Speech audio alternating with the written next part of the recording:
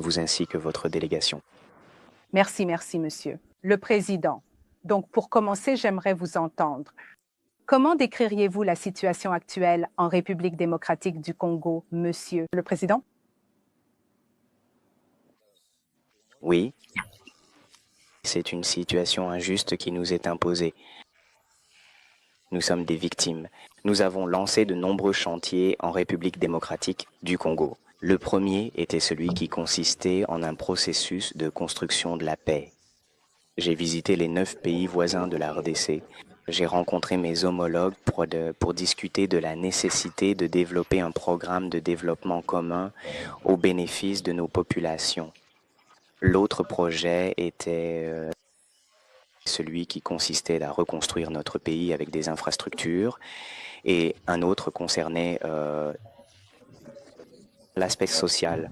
Nous avons lancé un programme d'éducation gratuite et nous travaillons sur la couverture santé universelle afin d'améliorer l'accès aux soins pour tous les citoyens congolais.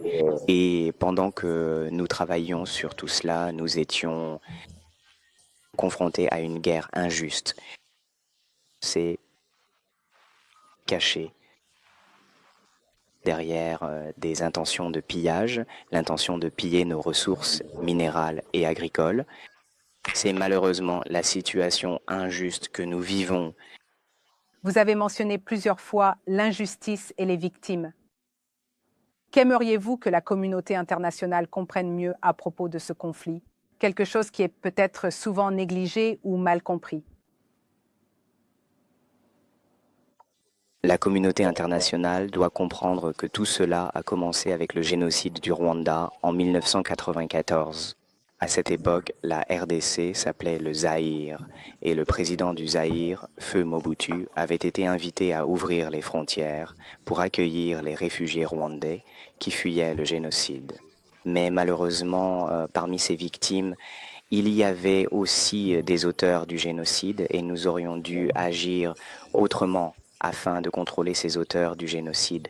Mais nous avons donné à l'armée rwandaise l'autorité d'entrer sur le territoire congolais et de régler ce problème par la force. Et à partir de ce moment-là, la crise a commencé en RDC et la communauté internationale nous a abandonnés. Et nous sommes des victimes et nous avons enregistré des millions de victimes depuis lors. Aujourd'hui, nous pensons que la communauté internationale devrait prendre parti pour nous et nous aider à résoudre cette situation. Et c'est pourquoi je voudrais ici remercier l'administration Trump pour ceux qui sont dans l'état d'esprit pour les efforts qu'ils déploient. Et j'en suis même convaincu, cela va réussir. Et je veux vraiment dire que finalement, la communauté internationale, à travers les États-Unis qui prennent les devants, comprend qu'il était nécessaire de venir en aide au peuple de la RDC. Parlons donc de cette prochaine cérémonie de signature de l'accord de paix. De quoi s'agit-il dans cet accord de paix? Pouvez-vous expliquer?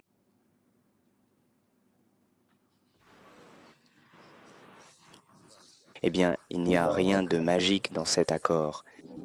Comme je viens de le dire, tout repose sur la prise de conscience de l'administration américaine. Au sein des États-Unis, de l'administration, la prise de conscience croissante concernant les foyers de conflits persistants. Cela existe depuis environ 30 ans et a causé des millions de victimes innocentes. Donc, comme toute autre initiative, il s'agit véritablement de mettre fin à la guerre et, par la force d'un seul homme, d'obtenir le retrait inconditionnel de tous les groupes armés et de tous. En plus de cela, il faut aussi trouver une solution à cette guerre qui est fondamentalement une guerre économique. Et pour la petite histoire, je viens de le dire. Juste pour vous donner un contexte, je viens de le dire. C'est quelque chose que j'ai essayé de faire. Lorsque j'ai pris mes fonctions en 2019, je suis allé rendre visite aux pays voisins. Et à ce moment-là, le Rwanda était À l'époque, il y avait le Rwanda, l'Ouganda et le Burundi qui étaient les plus concernés, car à ce moment-là, le Burundi s'était aussi allié à l'Ouganda et au Rwanda contre la RDC dans le but de proposer cet accord entre nous et de voir comment nous pourrions avancer vers une coopération basée sur des échanges économiques. Au lieu de nous battre, d'avoir des différends, des tensions inutiles qui auraient des conséquences sur la stabilité de la région. Malheureusement, en 2022, le Rwanda nous a fait la guerre et l'Ouganda l'a compris. Nous sommes maintenant en train de bâtir de bonnes relations avec le président Museveni et le Burundi. Grâce au président Daesh-Meri, ils ont aussi considérablement amélioré la relation avec la RDC. Ils sont désormais un pays frère. À présent, nous espérons qu'avec la médiation des États-Unis, de l'administration, cette paix deviendra réalité. Pourquoi est-il si important d'apporter la paix en RDC? Pourquoi travaille-t-il si dur pour instaurer la paix en RDC? De votre point de vue, tout d'abord, parce qu'il l'a annoncé, et ensuite, le président Trump représente la première puissance mondiale. Les États-Unis sont en réalité les leaders et tout le monde connaît l'influence des États-Unis. Je parlais de la communauté internationale et je crois que les États-Unis ont une certaine responsabilité dans ce qui s'est passé dans la région. Cela ne veut pas forcément dire qu'ils sont coupables, mais ils ont une responsabilité, à savoir qu'ils ont fait confiance à un régime quelconque qui était impliqué dans le génocide.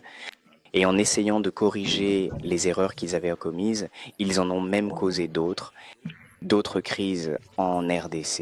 Et je pense que cette prise de conscience de la part de l'administration américaine pourrait changer la donne. Comme vous le savez, monsieur le président Trump désirait ardemment instaurer la paix en RDC, comme il me l'a personnellement dit à de nombreuses reprises. Et il a réuni cette équipe spécifique qui a vraiment travaillé dur pour faire aboutir cet accord.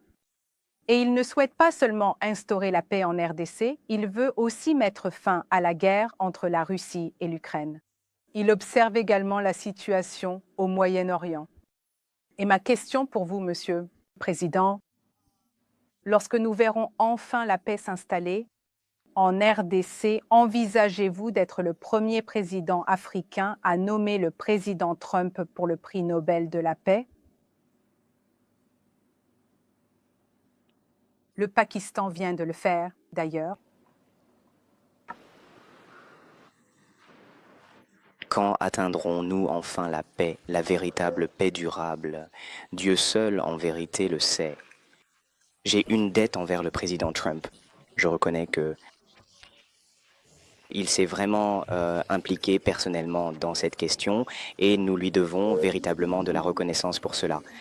Par le docteur Massad Boulogne. J'ai nommé une équipe dirigée par le docteur Massad Boulos qui travaille en collaboration avec nos amis du Qatar, ainsi qu'avec les présidents de l'Union africaine, sous la direction du président Foreign Yassine Bek, et des étudiants. C'est quelque chose qui progresse très bien. Et maintenant, nous en sommes au stade de l'accord de principe. Un ensemble de principes a été retenu pour l'accord. Et si tout se passe bien, d'ici la fin de la semaine prochaine, nos deux ministres des Affaires étrangères du Congo et du Rwanda se rencontreront aux États-Unis pour signer plus qu'un accord de paix, plus qu'un accord de principe. Et ensuite, nous viendrons entériner cela autour du président Trump aux États-Unis, mais je ne sais pas quand cela aura lieu. Cela dépendra à la fois de l'avancée de la défense sur le terrain, mais aussi du calendrier américain, de l'agenda des États-Unis. Comme nous le savons, les États-Unis sont impliqués dans de nombreux dossiers. Nous avons parlé du Moyen-Orient, nous avons évoqué la guerre entre la Russie et l'Ukraine, et il y a aussi les conflits entre l'Iran. Donc cela dépendra de ces facteurs, mais je pense que cela pourrait avoir lieu vers mai ou juillet. Mais ensuite, je crois que si nous s'ils parviennent à accomplir cela, à mettre fin à un conflit injuste qui a causé des milliers, voire des centaines de milliers de morts, ainsi que d'innombrables souffrances, des familles déplacées et une destruction massive, alors ce serait un pas immense vers la paix et la stabilité pour tous ceux qui ont été touchés par cette tragédie. Les gens diraient que cette guerre a causé plus que la Seconde Guerre mondiale. Et je pense que si le président Brown, grâce à la médiation, parvenait à mettre définitivement fin à cette guerre, il mériterait vraiment ce prix Nobel. Je serai le premier, j'irai le premier voter pour lui. Et Monsieur le Président, comme nous le savons, la perception de la République démocratique du Congo dans le monde n'est pas bonne. Beaucoup de gens considèrent ce pays comme un pays très corrompu et avec des problèmes de mauvaise gouvernance. Lorsque cet accord de paix sera enfin conclu, prévoyez-vous de mener un travail très approfondi pour lutter contre la corruption dans ce pays? Parlons de cette question de la corruption, l'habitude de stigmatiser la République de Montréal. En général, la RDC est stigmatisée. Bien sûr, la corruption existe partout dans le monde. Même dans les pays démocratiques, partout ici, vous entendrez parler de corruption, de haine. Donc ce n'est pas quelque chose de très spécifique uniquement à la RDC. Et puis, il faut savoir qu'il y a de multiples éléments à prendre en compte dans notre pays lorsqu'on parle de corruption. La première chose, c'est le comportement. Au cours de toutes ces dernières années, nous avons pris en considération les problèmes de comportement. Par conséquent, la corruption est très présente et très évidente en Afrique chez les Congolais. Et puis, nous avons aussi cet aspect légal, le système du pays. Nous devons veiller à résoudre ce problème. Et nous avons aussi les conditions sociales, c'est-à-dire les salaires qui rendent difficile pour certaines personnes de manger et de subvenir à leurs besoins. Et c'est quelque chose sur lequel nous avons commencé à travailler depuis que j'ai pris mes fonctions en 2019. Nous avons commencé à lutter contre cela. J'ai mis en place plusieurs mécanismes de changement de mentalité et il existe une unité qui se consacre à cela et une autre qui lutte contre la corruption par la sensibilisation et la dénonciation. J'ai lancé des réformes et aujourd'hui je pense que ce n'est pas encore parfait, mais nous continuons d'y travailler. Avez-vous constaté des progrès? Bien sûr, il y a des progrès. Je préciserai que le troisième élément concerne les recettes lorsque je suis arrivé au pouvoir. Le budget de la RDC était d'environ 5 milliards de dollars. Et aujourd'hui, nous avons multiplié ce montant. Et aujourd'hui, nous sommes capables de le collecter grâce aux mécanismes que nous avons mis en place. Nous avons collecté plus de recettes et nous allons également mobiliser nos efforts car nous devons diversifier notre économie. Nous allons définitivement élargir notre... Nous allons avoir la possibilité d'améliorer l'efficacité de la justice et du système juridique et cela nous permettra de réduire l'impact de la corruption sur l'économie. Monsieur Tonka, les donateurs, je veux cela. Donc, il nous faut juste un peu de temps et nous avons aussi besoin de paix et de stabilité. Cela nous permettrait d'atteindre tout cela. C'est pourquoi l'accord, comme nous en parlions, c'est ça, l'accord.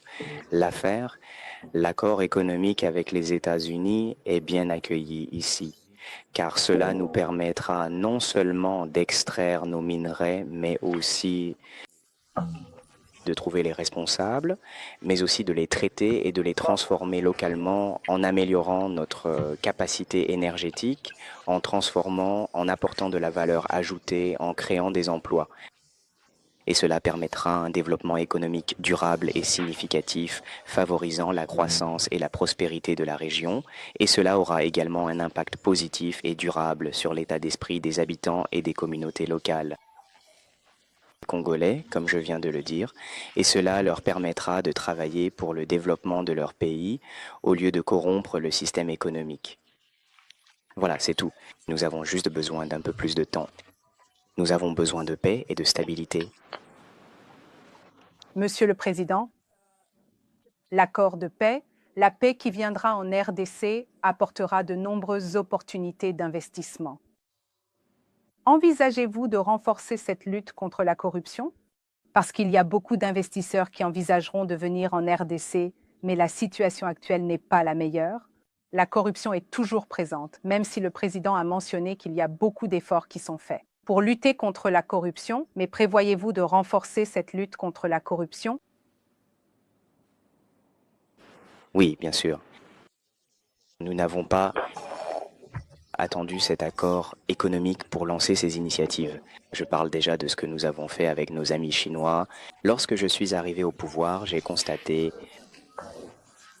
une injustice dans le partenariat qui avait été signé. La Chine avait signé avec le gouvernement et j'ai estimé que c'était une injustice.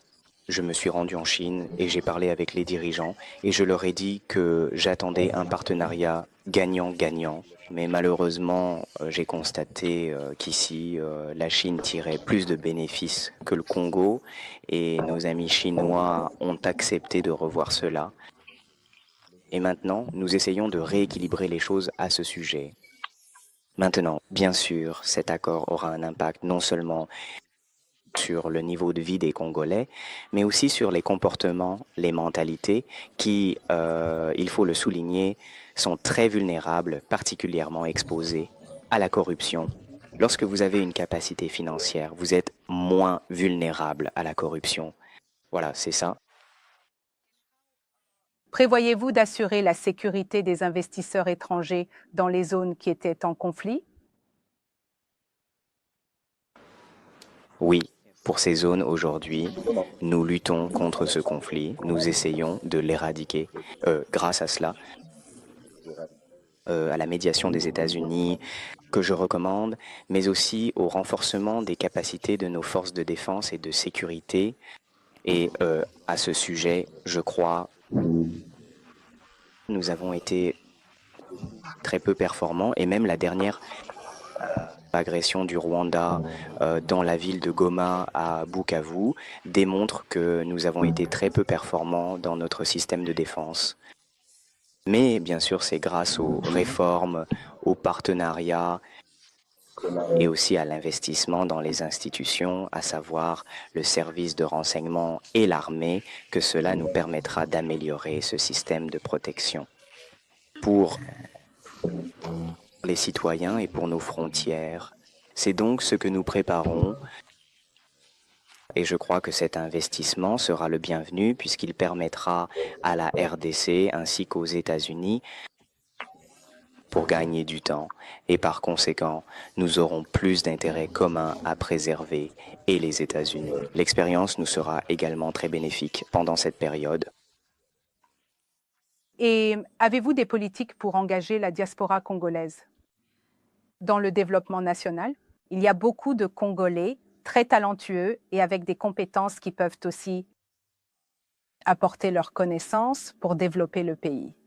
Prévoyez-vous d'adopter une politique pour impliquer ces Congolais de la diaspora? Eh bien, la première politique, en ce qui me concerne, c'est la loi sur le népotisme. Comme vous le savez, aujourd'hui, la nationalité congolaise est exclusive. Cela signifie que lorsque vous avez la nationalité congolaise, vous n'avez pas le droit d'en avoir une autre. Or, nous avons beaucoup de citoyens du Congo de nationalité et qui ont acquis d'autres nationalités. Donc oui, il faut vraiment défendre ce principe, mais au Congo, c'est très sensible puisque nous avons subi les conflits, notamment les conflits avec les voisins, mais nous avons vu que nous étions victimes d'une infestation. Des citoyens venus de nulle part se sont présentés comme étant congolais, c'est donc un sujet très sensible.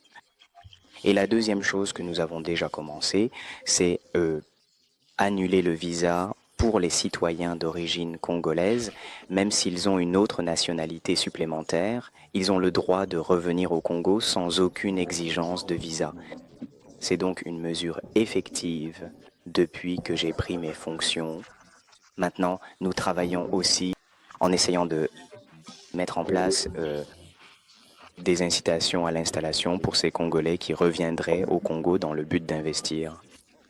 Mais bien sûr, elle parle de ceux qui ont des connaissances et des compétences, peut-être des professeurs ou des médecins. Nous essayons également d'améliorer les conditions grâce au programme de développement des 145 territoires que j'ai mis en place dans le but d'améliorer les conditions de vie dans ces territoires qui vivent dans des conditions précaires. Nous construisons des infrastructures agricoles, des routes, des écoles, des centres de santé, des bureaux administratifs afin de rendre la vie plus confortable et de lutter contre l'exode rural. Et je crois que tout cela aura un impact sur les décisions de nos compatriotes qui vivent à l'étranger, qui décideront de quitter les États-Unis pour venir s'installer à la campagne, quelque part dans une région reculée du Congo, peut-être en Ituri, à Choupo, à Kasaï, et ainsi de suite. Il y a quelque temps, et cela contribue au développement. Ce seront donc les principaux piliers que nous sommes en train de développer. Comme je viens de le dire, il faut la paix et la stabilité, car il est impossible d'atteindre de tels objectifs sans paix et stabilité.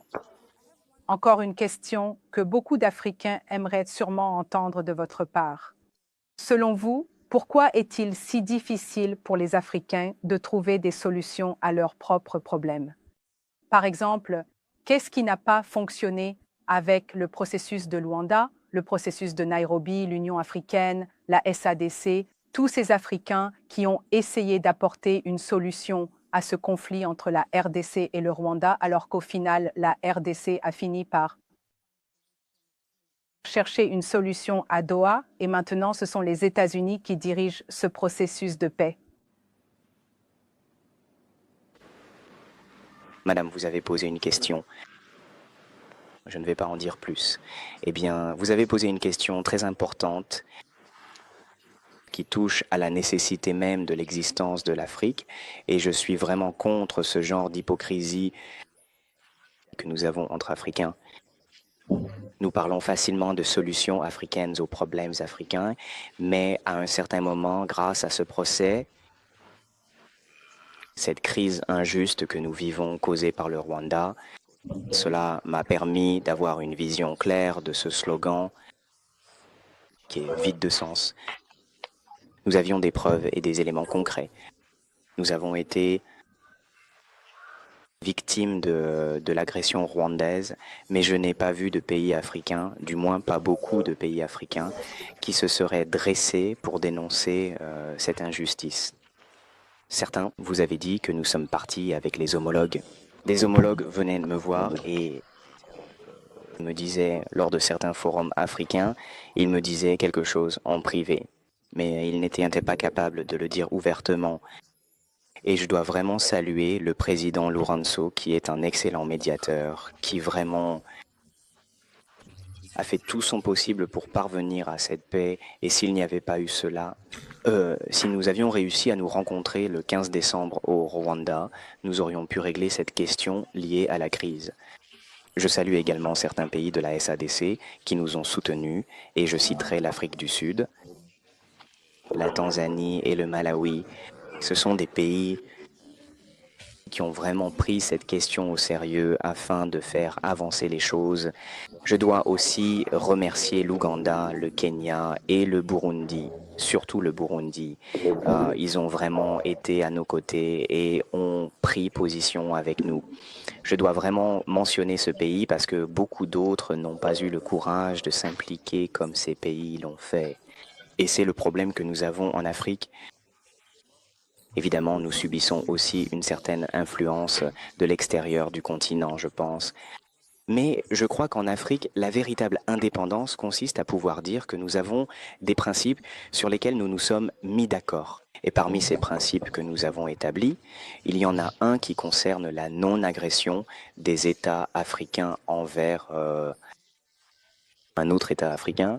Donc, une fois que cela est accompli avec succès, c'est un principe sur lequel nous sommes tous tombés d'accord.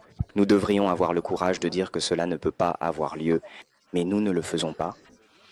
Le problème avec les Africains, c'est que nous sommes nous-mêmes le véritable problème. Nous acceptons et nous mettons d'accord sur des principes auxquels nous ne nous conformons pas. En pratique, en 2019, il y a eu une résolution qui a été lue selon laquelle l'objectif pour 2020 serait de faire taire les armes et les conflits en Afrique.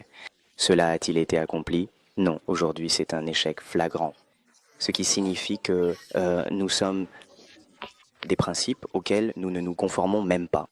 Tant que nous comporterons de cette manière, les autres continents ne nous respecteront jamais, ils seront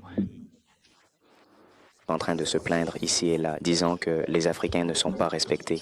C'est cela que nous devons commencer à faire. Nous ne pourrons être respectés par les autres que si nous sommes capables de respecter les engagements que nous avons pris. C'est que nous, en tant qu'Africains, ne sommes pas unis. Nous n'avons pas la même vision sur certains sujets. C'est pourquoi nous continuons à avoir ces problèmes.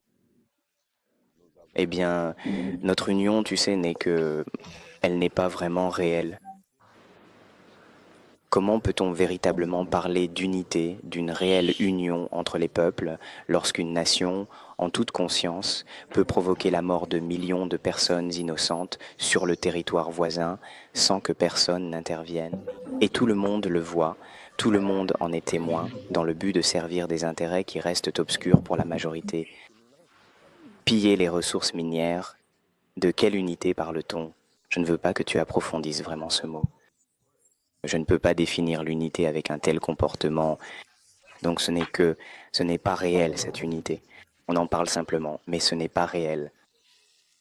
Peut-être que j'étais naïf de croire en cette unité africaine, mais je pense que c'est la leçon que j'ai tirée de cette crise. Et il est donc vraiment important d'aller partout en Afrique et de dire que l'unité africaine dont nous parlons tous n'est pas réelle. L'unité africaine commence réellement par le respect des principes que nous avons choisis et pour lesquels nous avons voté. Et celle qui pose question, monsieur. Monsieur le Président, quoi? Quel message aimeriez-vous adresser au président Trump en disant que, finalement, ces années de guerre que le peuple congolais a endurées sont sur le point de prendre fin? Eh bien, tout d'abord, je dois le remercier pour son intérêt, car lors du premier mandat du président Trump, l'Afrique a été complètement négligée. Mais maintenant, il a manifesté de l'intérêt pour l'Afrique et nous l'en remercions. Et je veux aussi l'encourager à poursuivre dans cette voie. Pour l'Afrique, je suis convaincu et je crois que je ne suis pas le seul à le penser. L'Afrique est l'avenir du monde. C'est maintenant le moment pour moi de me préparer à cet avenir en prenant parti pour l'Afrique et en nous soutenant dans nos efforts visant à développer notre continent. Et je suis convaincu que si le président Trump continue dans cette voie, il restera le président, sinon le plus grand, du moins l'un des plus grands que les États-Unis aient jamais eu.